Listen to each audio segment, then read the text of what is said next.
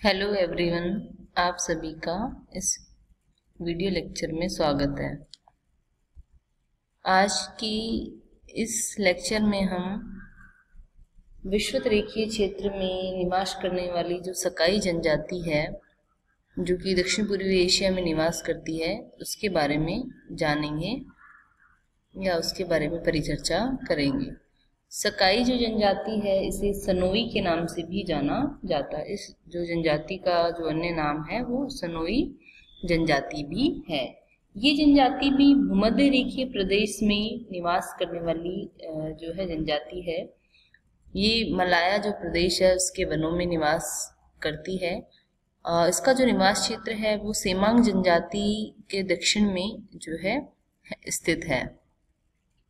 भूमध्य रेखीय क्षेत्र में ये जनजाति निवास करती है, तो यहाँ की जो जलवायु कंडीशन है वो भी लगभग पिग्मी और जो सेमांग जनजाति है उनके निवास क्षेत्र के समान ही है। यहाँ उष्ण आर्द्र प्रकार की जलवायु पाई जाती है। वर्ष पर जो है वो उच्च तापमान पाया जाता है, उच्च आर्द्रता होती है, वर्षा 200 सेंटीमीटर से अधिक होती है, वार्षिक वर्षा है ये। वहीं इस क्षेत्र में जो है उच्च ताप और उच्च आर्द्रता के कारण सघन वन पाए जाते हैं और सूर्य की किरणें जो है इतने वनों की सघनता इतनी ज़्यादा होती है कि सूर्य की जो किरणें हैं वो धरातल तक नहीं पहुंच पाती है, उनका पहुंचना बहुत मुश्किल होता है।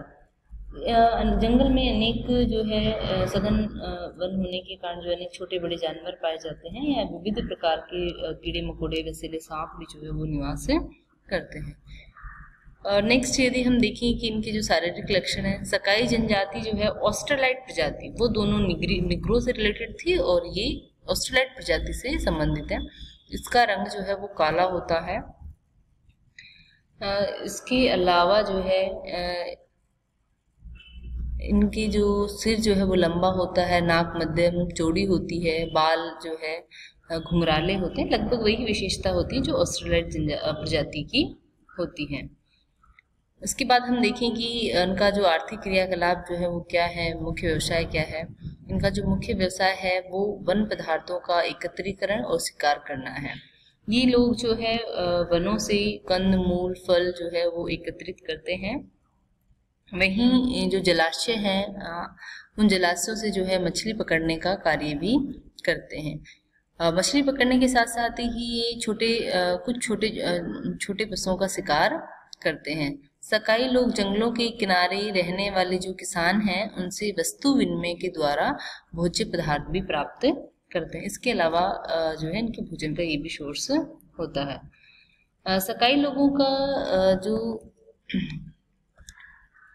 शिकार करने का ढंग है वो सेमांग लोगों की तुलना में थोड़ा अलग होता है।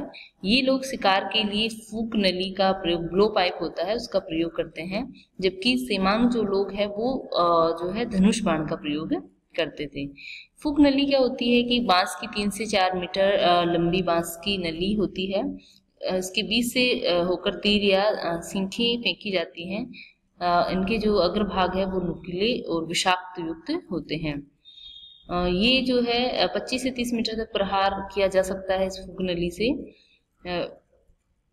लेकिन ये जो है वैसे देखें तो धनुष बाण की तुलना में ये कम प्रभावशाली होती है। इस तरीके से जो है ये लोग शिकार करते हैं।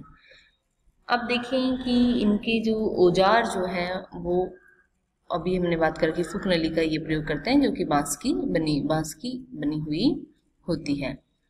भोजन नेक्स्ट देखेंगे। भोजन मुख्य रूप से शाकाहारी होते हैं, लेकिन जो है शाकाहारी भोजन की कमी होने के कारण ये जो है वो मछली व आखिर से प्राप्त मांस का प्रयोग भी करते हैं।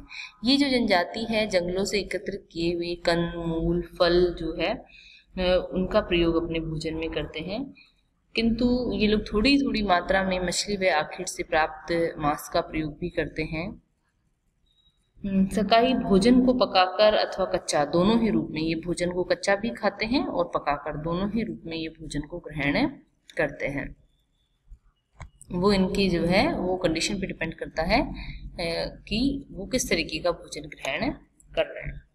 वस्त्रों की बात करें तो भूमध्य रेखीय क्षेत्र में उष्ण आर्द्र प्रकार की जलवायु पाई जाती है। तो वहाँ वैसे ही मौसम जो है उमस भरा होता है, तापमान ज़्यादा होता है, आर्द्रता भी वहीं चिपचिपा मौसम होता है। इस कारण इन लोगों को बहुत ज़्यादा वस्त्र पहनने की आवश्यकता नहीं होती है। इस वजह से ये लोग भी कम ही वस्त्र धारण करते हैं। सकाई जो लोग हैं, कमर के नीचे घुटनों तक वृक्ष की छाल, पत्ते, लताएं को रस्सी या ताट से निर्मित वस्त्र का प्रयोग करते हैं। आवास देखिए, इनके घर किस तरीके के होते हैं। सकाई जनजाति के जो लोग हैं वो झोपड़ियों में निवास करते हैं। इनकी जो झोपड़ियां हैं वो आयताकार होती हैं, जो बांस की लकड़ी व ताड़ के पत्तों से बनी हुई होती है। झोपड़ियों को प्राय लकड़ी, बांस के लट्ठों द्वारा भूमि से कुछ ऊपर उठाकर बनाया जाता है।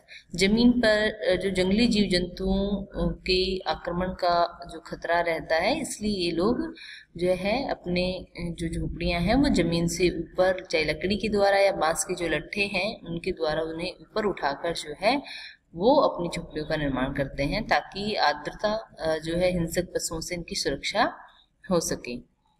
कभी कभी ये लोग जो झोपड़ियां हैं वो पेड़ों पर भी बनाते हैं। वहीं हम देखें कि जो झोपड़ी की जो छतें हैं वो ढालू होती हैं। इनके निर्माण में ये जो वृक्षों के छाल, ताड़ के पत्ते, बांस आदि का प्रयोग करते हैं। जो है इनकी झोपड़ियाँ वैसे छोटी होती है, लेकिन जो अपेक्षाकृत कुछ बड़ी झोपड़ियाँ होती हैं वो भूमि से 1.5 से 2 मीटर की ऊंचाई पर बनाई जाती हैं। जो छोटी झोपड़ियाँ होती हैं उनको ये पेड़ की शाखाओं पर भी बना लेते हैं। तो इस तरीके से जो है हमने सकाई जो जनजाति है उनका जो निवास क्षेत्र है वो दक्षिण पूर्वी एशिया के मलाया प्रायद्वीप के जो पर्वतीय क्षेत्र हैं उनमें पर्वतीय जो घने जंगल या वन वाले क्षेत्र हैं वहाँ निवास करती है। जलवायु वही भूमध्य रेखीय क्षेत्र है तो उष्णार्द्र प्रकार की जलवायु पाई जाती है। शारीरिक लक्षण ये ऑस्ट्रेलाइड से डिफरेंट है। ये ऑस्ट्रेलाइड प्रजाति से संबंधित है, रंग काला, सिर लंबा व जो है पाल घुंघराले होते हैं। व्यवसाय उनका भोजन संग्रहण और शिकार जो है इनका मुख्य व्यवसाय है।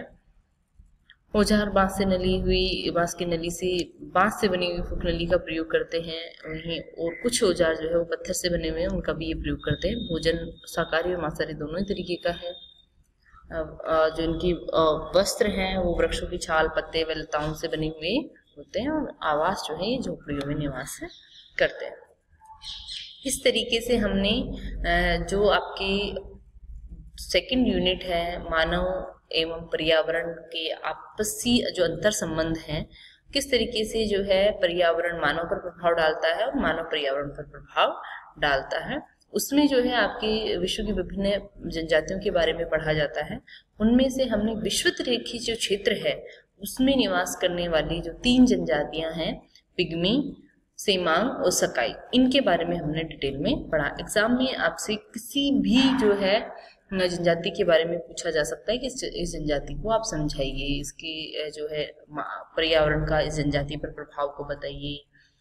तो आप इसमें जो है उसको पॉइंट वाइज बताओगे। सबसे पहले उस जनजाति का जो है वो निवास क्षेत्र बताओगे, फिर उस निवास क्षेत्र की जो जलवायु कंडीशन कैसी है उसके बारे में बताओगे, फिर उनके जो शारीरिक लक्षण हैं किस प्रजाति से संबंधित है उसके बारे में। इसके पश्चात उनके जो आर्थिक क्रियाकलाप हैं उनके बारे में आप बताएंगे, फिर उनके भोजन, वस्त्र, औजार, सामाजिक संगठन और आधुनिक समाज से जो है किस तरीके से संपर्क में आने से उनमें क्या परिवर्तन आया है।